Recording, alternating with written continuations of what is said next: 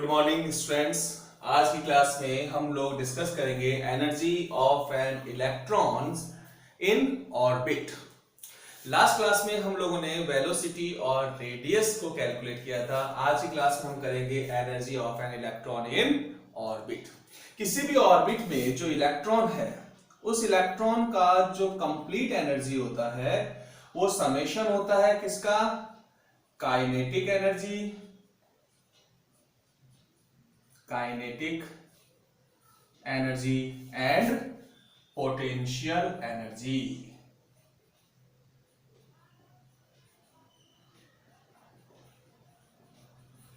ठीक है। अब देखो काइनेटिक एनर्जी क्या होता है। काइनेटिक एनर्जी जब इलेक्ट्रॉन मूव करता है तो उस केस में जो एनर्जी होता है that's called kinetic energy, half mv²। और पोटेंशियल एनर्जी जो अपने पास इलेक्ट्रॉन ऑर्बिट के अंदर प्रेजेंट है तो उस केस में जो उसका एनर्जी होता है, जो कांस्टेंट या नॉन मूविंग कंडीशन में जो एनर्जी है दैट्स कॉल्ड पोटेंशियल एनर्जी। तो पोटेंशियल एनर्जी की वैल्यू तो क्या होगा? इलेक्ट्रॉन और न्यूक्लियस का जो अट्रैक्शन फोर्स है उसके इक्वल होता है एनर्जी, इसलिए हमने इसको क्या लिखा? -ZE²/R। और काइनेटिक एनर्जी हाफ mv²। ठीक है, ये मेरे पास हो गई इक्वेशन 1। अब देखो बोर्स थ्योरी जो था, उस बोर्स थ्योरी के अकॉर्डिंग क्या था हमारे पास? Centrifugal force equals to centripetal force. तो यहां पर mv² की जो वैल्यू है उसको इक्वेशन 1 में प्लेस कर दें तो क्या आएगा? E equals to 1/2 ZE²/R minus ZE²/R। Positive negative multiply किया, नेगेटिव हो गया। Then energy equals to -1/2 ZE²/R। Second equation हो गया। अब रेडियस जो था वो हमने कैलकुलेट किया था। रेडियस इक्वल्स टू क्या होगा? n²h² mze²। ठीक है, प्लेस इन इक्वेशन 2। ठीक है, सेकंड इक्वेशन के अंदर हमने r की वैल्यू को प्लेस कर दिया। जब r की वैल्यू को प्लेस करेंगे तो क्या आएगा हमारे पास? देखो E equals to -1/2 ZE²/R। r की वैल्यू क्या है? n²h² और 4π² कहां चल जाएगा? ऊपर। 4π² mze²। r की वैल्यू प्लेस करने का दिया आ गया हमारे पास। 2 2 जा 4। Then energy equals to -2π² mz² e⁴n²h²। ये हमारे पास एनर्जी का फॉर्मूला आ गया। ठीक है, तो ये हमारे पास क्या हो गया? थर्ड इक्वेशन हो गया अपने पास। अब यहां पर देखो पाई की वैल्यू 3.14 m, इलेक्ट्रॉन का मास है z, atomic number e, charge of electron, n orbit और h प्लैंक कांस्टेंट। तो जो कांस्टेंट वैल्यूज है उनको प्लेस कर दें तो हमारे पास क्या आएगा? E equals to -13.6 Z²/n² in electron volt. ठीक है, तो इलेक्ट्रॉन वोल्ट जो है उसमें हमारे पास जो एनर्जी की वैल्यू आएगी वो एनर्जी की वैल्यू इलेक्ट्रॉन वोल्ट में क्या आएगा? 13.6 Z²/n² इन इलेक्ट्रॉन वोल्ट। अगर ये जो वैल्यू है इसको हम किस में लिखें? जूल में लिखना हो। सपोज करो हमें इसको जूल में लिखना है तो जूल में जो एनर्जी की वैल्यू होगा वो कितना होगा? 21.74 10⁻⁻⁹ 21.74 10⁻⁻⁹ Z²/n² जूल पर एटम। ठीक है, तो हमारे पास जो इसकी एनर्जी है वो हमने एनर्जी कैलकुलेट कर लिया। कितना आ गया अपने पास? 21.74 10⁻⁻⁹ जूल। अब देखो 1 जूल इक्वल्स टू जूल और इलेक्ट्रॉन वोल्ट में रिलेशनशिप 1 जूल इक्वल्स टू 6.249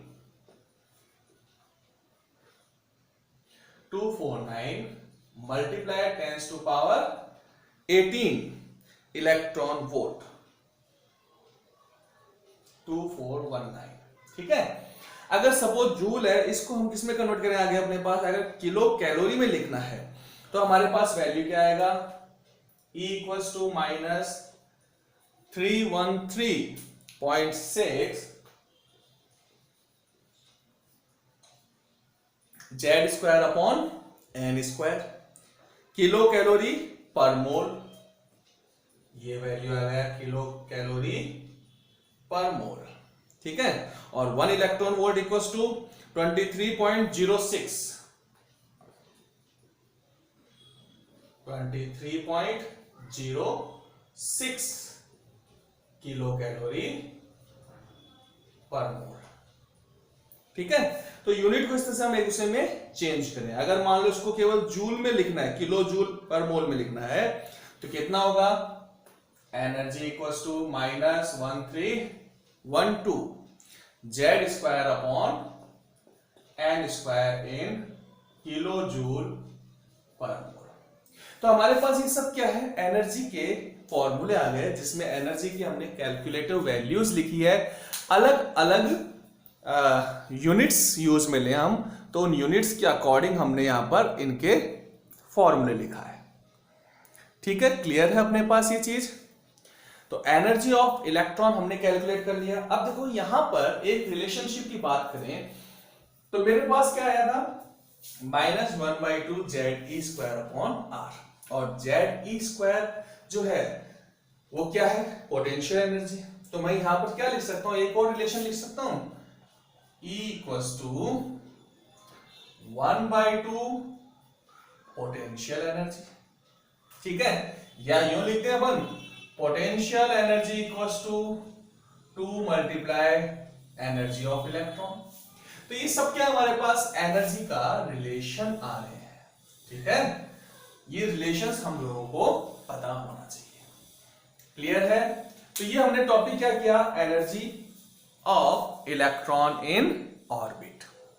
अब देखो यहां पर कुछ अपन कंसेप्ट की तरफ चलें, तो मेरे पास एक कंसेप्ट है कि भाई यहां पर मैंने एनर्जी जो कैलकुलेट किया वो किसमें कैलकुलेट किया, नेगेटिव वैल्यू है अपने पास। ठीक है, यहां पर लिख देते हैं हम वापस एनर्जी का formula, E equals to minus 2 pi square M Z square E की power 4 upon N square H square, और E equals to minus 13.6 Z square upon N square in electron volt.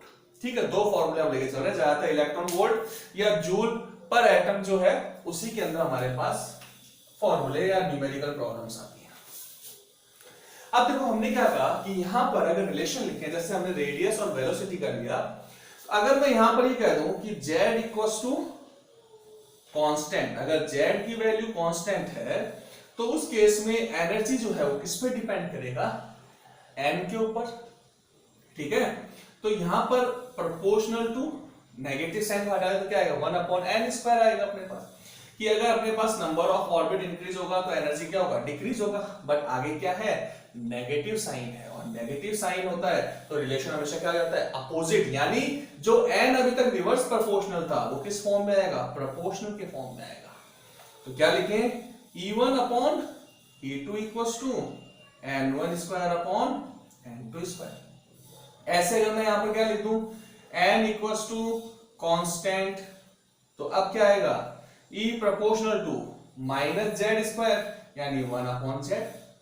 तो रिलेशन आ गया E1 upon E2 equals to Z2 upon Z1, या proportional to minus Z square भी लिख सकते हैं। यहां पर बात एक ही आती है अपने पास। ठीक है, इट मींस अपने पास एटॉमिक नंबर इंक्रीज होगा तो एनर्जी डिक्रीज होगा, और नंबर ऑफ ऑर्बिट्स इंक्रीज होता है तो एनर्जी इंक्रीज होगा। एक क्वेश्चन करें अपन, hydrogen first orbit, helium second orbit, lithium third orbit और बेरिलियम का फोर्थ ऑर्बिट के लिए एनर्जी कैलकुलेट करना है। अब देखो जो एलिमेंट का एटॉमिक नंबर है, अगर उसी ऑर्बिट के लिए एनर्जी कैलकुलेट करें तो एनर्जी हमेशा क्या रहेगी, सबके लिए सेम रहेगा। कैसे? देखो हाइड्रोजन की बात करें, ई हाइड्रोजन 13.6 मल्टीप्लाई जेड स्क्वायर, तो हाइड्रोजन का एटॉमिक नंबर 1 और ऑर्बिट भी कौन सा बोला 1, तो वैल्यू कितना आया -13.6। अगर यहां पर हीलियम आयन के लिए एनर्जी निकालें तो क्या आएगा -13.6 मल्टीप्लाई 2 स्क्वायर अपॉन 2 स्क्वायर, क्योंकि एटॉमिक नंबर 2 होता है और ऑर्बिट भी सेकंड है, वापस रिजल्ट क्या आएगा वही 13.6। ऐसे लिथियम के लिए भी यही आएगा और बेरिलियम के लिए भी सेम रिजल्ट आएगा। ठीक है, तो ये भी अपने पास एक टाइप का क्वेश्चन बन गया। एक और क्वेश्चन बन सकता है, क्या बोला अपने पास कि सपोज करो अपने कहते हैं कि हाइड्रोजन का फर्स्ट ऑर्बिट और हीलियम पॉजिटिव के फर्स्ट ऑर्बिट, या हाँ फर्स्ट ऑर्बिट के लिए एनर्जी का रेशियो क्या होगा, तो हम क्या लिखें इसके अंदर कि E1 अपॉन E2। अब देखो अपने पास यहां पर क्या लिखा N1 square upon N2 square, और साथ में क्या है एटॉमिक नंबर भी चेंज हो रहा है। तो अब यहां पर एनर्जी हमारे को दोनों के लिए सेपरेटली कैलकुलेट करना होगा। EH equals to 13.6 multiply 1 square upon 1 square and EHE plus equals to -13.6 multiply Z की वैल्यू कितना हो गया 2 स्क्वायर, N की वैल्यू कितना है 1। ठीक है, तो कितना हो गया -13.6 मल्टीप्लाई 4 -6 4 जा 24, कैरी कर लिया 2, 4 3 जा 12, 12 प्लस 2 कितना हो गया 14, 1 4 1 जा 1 और 5 54.4 इलेक्ट्रॉन वोल्ट, और ये वैल्यू कितनी आएगा -13.6 इलेक्ट्रॉन वोल्ट। तो इन दोनों का रेशियो क्या हो गया अपने पास, रेशियो हम निकाल लेंगे। हाइड्रोजन और हीलियम का रेशियो पूछा है तो हाइड्रोजन 13.6, हीलियम 54.4। ठीक है, अब देखो यहां पर कोई भी चीज कांस्टेंट नहीं थी, दोनों अलग अलग था, ऑर्बिट भी चेंज हो रहा था और एटम भी चेंज हो रहा है, एटॉमिक नंबर भी चेंज था। क्लियर है? अब देखो एक क्वेश्चन जो मैंने आप लोगों से पूछा, क्वेश्चन क्या है कि नॉर्मली हम कहते हैं कि भाई एनर्जी जीरो हो गया, इट मींस उसके पास कोई एनर्जी नहीं है, बट यहां पर इलेक्ट्रॉन का एनर्जी किस में आ रहा है माइनस में आ रहा है, या हम ये कहें कि इलेक्ट्रॉन का मैक्सिमम एनर्जी कहां पर होगा।